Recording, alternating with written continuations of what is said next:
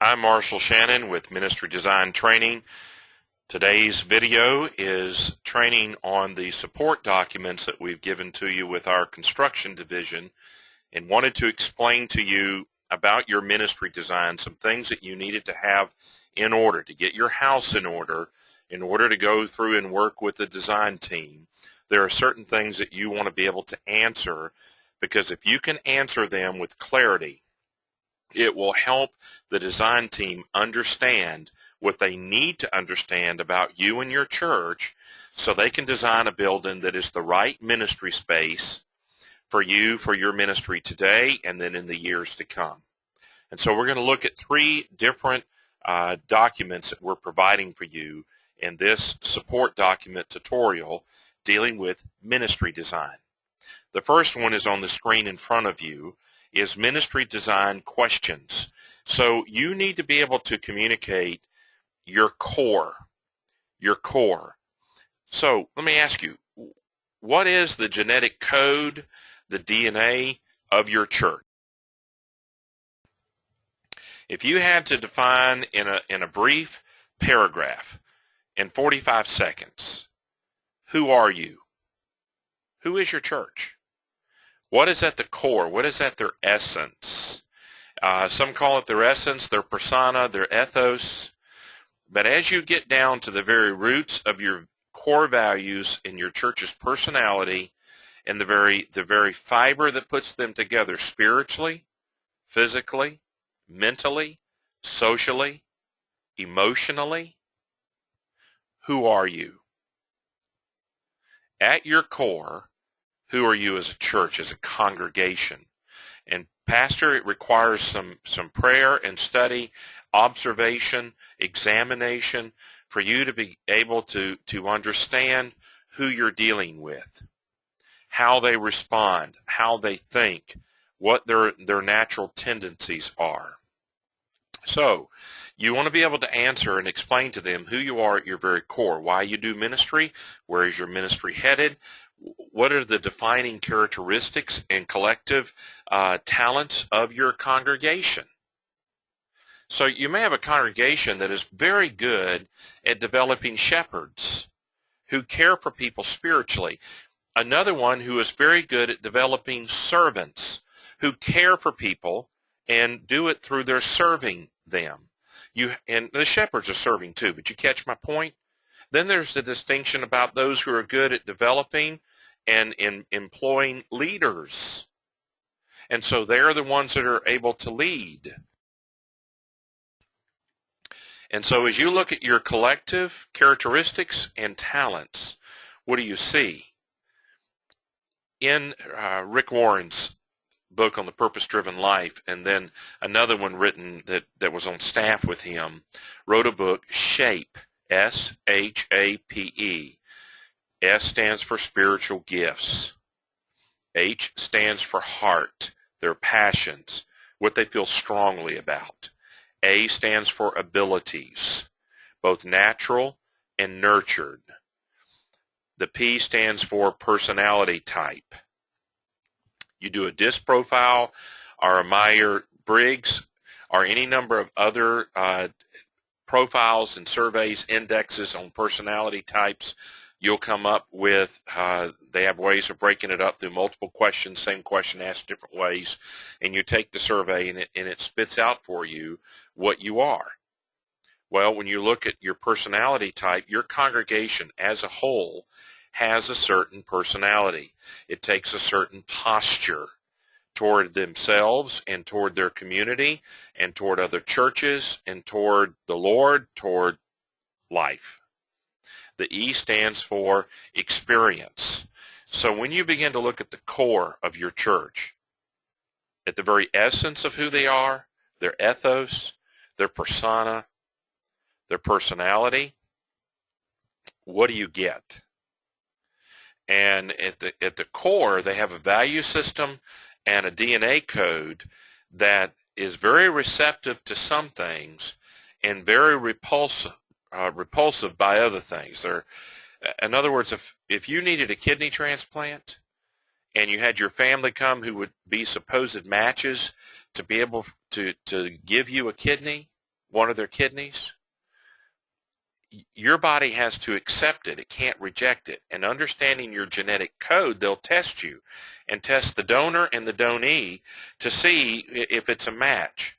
Well, if you can't run those tests, diagnostic tests, and begin to understand how God has put your church family together, just like your own children, we have two sons, grown sons. They are blood, but they are different as night and day in their shape. And so I want you to understand that your congregation is going to differ from the congregation across the street or down the street or across the county line. And they have a different shape, and you need to identify yours so you can explain to the design team, because they're designing thinking of these things. We move from that to your context.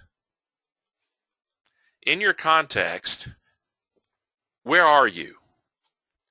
Can you define and describe the community that you're in? Who is in your community? What are they like? How can they be reached? What challenges are they facing? What key problems need to be solved? Where might they be receptive to your help or to your reaching out to help them come to Christ? How can you have the biggest impact on their lives? I'm not a fisherman. I've gone fishing in a boat and on a wharf, on a pier. And I preferred to play baseball and basketball and football growing up, not fish. It was boring to me as a kid. But I do have a brother-in-law who has fished Pro-Am, who in his retirement has a house on a lake, and he is a field and stream guy. He is an immensely intelligent man. And if I got in a boat with him, and we were going to go fish on the lake where his house is, he is going to know where he's going to fish, what kind of fish he is going, what kind of equipment he needs, what kind of bait he needs. He knows the lure. He knows when to go during the day or night. He knows where to cast the line. He knows the depth of the water and what's underneath there, and has all that equipment. And guess what? He can be a part of winning a tournament because he is well equipped and well prepared to be a fisherman. Well, Jesus told the disciples, "Come with me, I'll make you fishers of men." We get to partner with him in this. So let me ask you, if you just take that metaphor, fishers of men, how much do you know about the men you're trying to catch with the gospel? When to hunt for them, when to fish for them, and all the equipment, all the processes. Do you have a formula that you find works for your church to reach the lost in your community? The unchurched, the de-churched, those that need to be re-churched, and those that need to be reached for the first time with the gospel. And I put some sources here for you. But as you look at this, what do you have? A demographic study by a Percept Group or Ministry Insight may answer these questions, but what do you see with your own eye? What is important to the people in your community? What problems, hopes, and dreams do they have?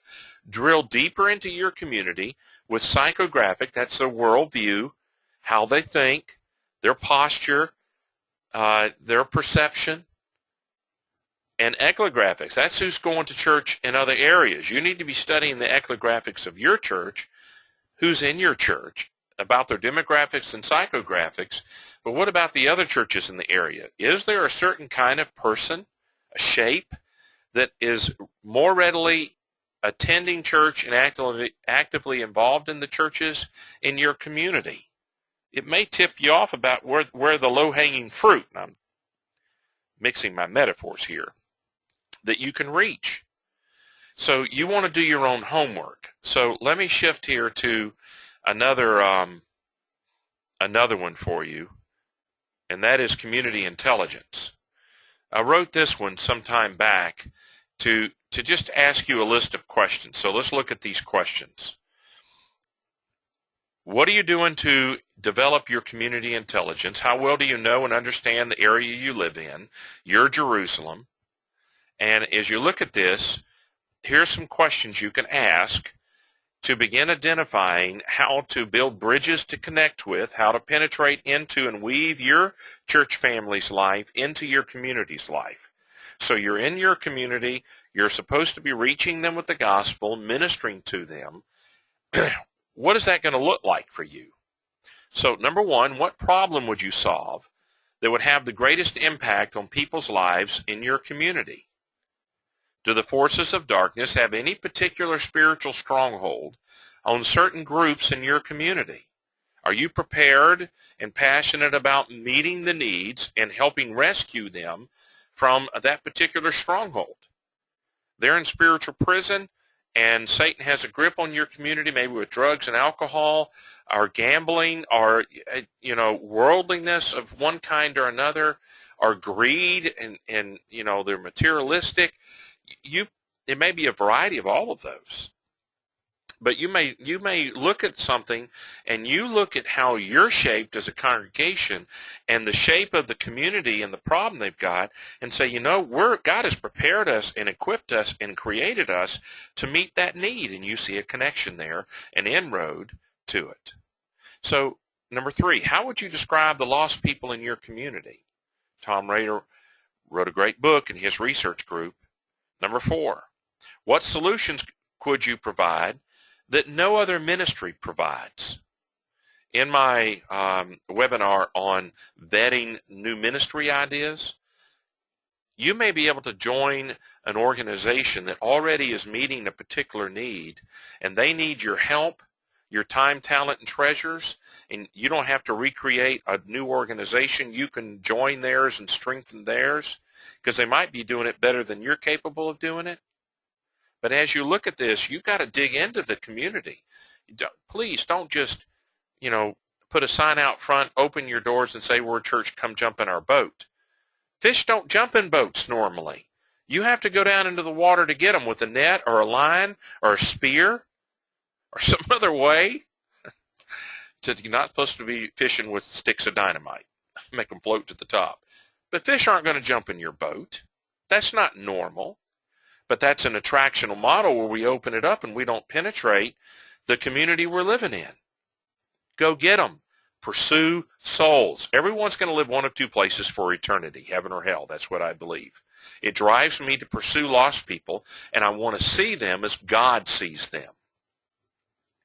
Number five, what's the best and biggest community event, and what opportunities might they create for your ministry? So you might join it. I've been coaching a church planter in New England. He looks at the big events in his town, and he has joined his town in it. And he is reaching people with the gospel through that one avenue. That's a formula. Has anything changed in recent history that may have created opportunities for outreach? Remember 9/11, 2001? And what it did to people's reception to the gospel, and the churches were full the following 5 or 6 weeks after that?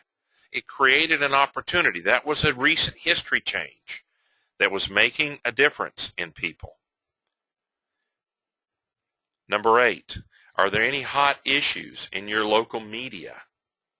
Are they crying out to solutions to any particular problem that you can help them with? Number 9, what's most important to your community? Do they have a value system that you can identify and go meet a need or carry out something that they know is important to them, that gives you an opportunity, a platform to approach them in your personal relationship with them about their relationship with God? Do you readily see a need your ministry is equipped to meet? If so, what resources would it take? Have you asked your congregation for help with this? Are they burdened for any particular thing in your community? The need may be bigger than you can handle by yourself. If so, partner with other ministries to meet the need. When you examine your congregation and your community, number 13 here, what are the commonalities? What are the common links? Where can you connect to reach them with the gospel? How can you help people in your community to connect with your church family? Studying your community through available research is one part of the equation, But learning to listen and observe firsthand to the challenges your community is facing is really indispensable. In other words, I'm telling you, you can go to perceptgroup.net.org or ministryinsight.org and buy their psychographics and demographics, and you probably should. You can use citydata.com, which I'm fixing to get to in a moment, which is a free resource as of this recording, and be able to use it to extract information. But there is no substitution for you going and getting the information yourself. So let's look at the third document as we go through this, and that is demographic resources. Okay, so let's define. When I talk about demographics, what are we talking about? Well, demographics are the average or typical characteristics of the people who buy your products or services. Such characteristics include their age, their income, their education, their status, married, not married, type of occupation, region of the country, household, are they married, divorced, single, never married? Demographics can also include the age of the children, the status of the home ownership, the home values, whether a house is located in an urban or rural location. Then there's psychographics. It takes the idea of a demographic further. This includes people's lifestyles, their attitudes, their opinions and behaviors, where they like to vacation, the kinds of interests they have, the values they hold, so forth and so on. Ecclographics is from ecclesia, and that's the church affiliations and a religious profile of the churches in your area. So it's both your congregation but other congregations. Here are some resources for you that in the past I've used that you can look at. For psychographic studies, you've got these. Now, Nelson is a secular source. Percept Group and Mission Insight, those guys used to work all for Percept Group, and then the two key guys broke off, and because they're put together differently, I'm told. I don't know them. I've talked with them. But for you to understand, there's two different sources for you to go that are ministry-oriented. That's who they serve. And so you can get an idea from Ecclographics from Percept Group in your $85 one that gives you a 6-page report. You'll get some idea about all and have research that shows you where all the churches are located, but it doesn't tell you much more about it than that. Other sources are provided to you by the government, both federal and local, and then you've got all these other sources that I've listed here for you to dig into your community to begin understanding. So study them, dissect them, let it marinate. Talk to commercial and retail companies and all these different sources where you can begin to learn and understand. So you really need to know the shape of your congregation so you can look at the connectivity quotient you have with a certain target group or groups in your community and how you can create a formula, a game plan to serve as the foundation for how you're going to fulfill the Great Commission. If you're going to commit to winning souls and making disciples, if you're going to commit to partnering with Christ in obedience to the Great Commission, you are going to need to have an understanding of the fish that Christ is making you fishers of men. Well, I'm Marshall Shannon with Ministry Design Concepts. I trust that this has been a helpful time for you and that the tutorial has served the purpose of helping you understand what the documentation is so that you can use them in your own ministry to help you better use the ministry space you're planning to build to help you get that done in a way that honors God.